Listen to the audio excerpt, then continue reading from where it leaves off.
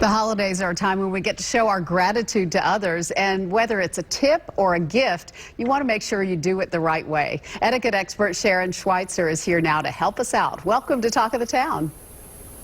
Thank you, Meryl. Delighted to be here with you today. I'm glad you're here. So for people who take care of us throughout the year, who should you tip and what's the appropriate amount? Well, Meryl, you know, there's no hard and fast rule about that in the U.S. It's our culture to reward people and thank them for their service. And it can be anyone who has given you loyal and long-term service. And it can also be, during the pandemic, we are thanking those people who are putting themselves at risk, who are coming and providing service like delivery drivers, people who provide curbside service. So, you know, during this pandemic, things have changed a lot. And we've got a lot of people who are helping us that maybe weren't long-term or loyal service providers, but we've expanded it and we're thanking those people even more during the holidays. So whatever you can afford then, right? What you can afford, what you're comfortable with, it's up to you. It's at your discretion.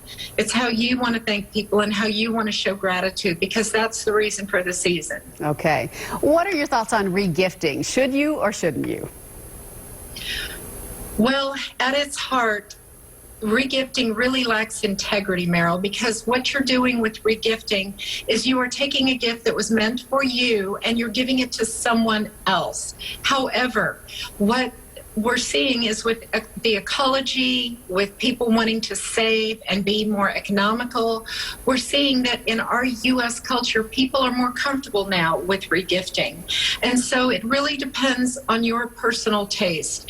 And there are some gifts that really lend themselves to regifting. So many people are far more comfortable with it. So if you're looking at things that are acceptable for regifting, things that you can do are, let's say, for example, you receive a beautiful bottle of wine or a beautiful spirit, and you don't drink anymore. You have given up alcohol. That is a wonderful gift to regift, as long as you haven't broken the seal that shows the tax was paid on that.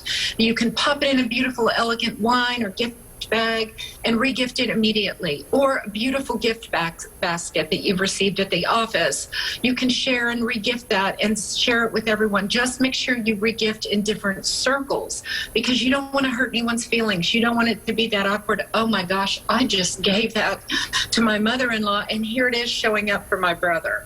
That can get really awkward. That is awkward. And speaking of awkward, with family and friends coming over, what's the best way to handle things related to COVID? Masking, social distancing, everybody has a different feeling about that.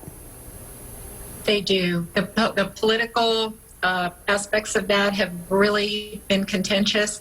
The best thing you can do for all your guests as a host is set the expectations in advance. And if you're a guest and you don't know what those expectations are, it is fine to reach out and ask and say, we really appreciate the invitation. We're really looking forward to coming over. Will you tell us what are your expectations as a host for what we should do in terms of wearing a mask, bringing a mask?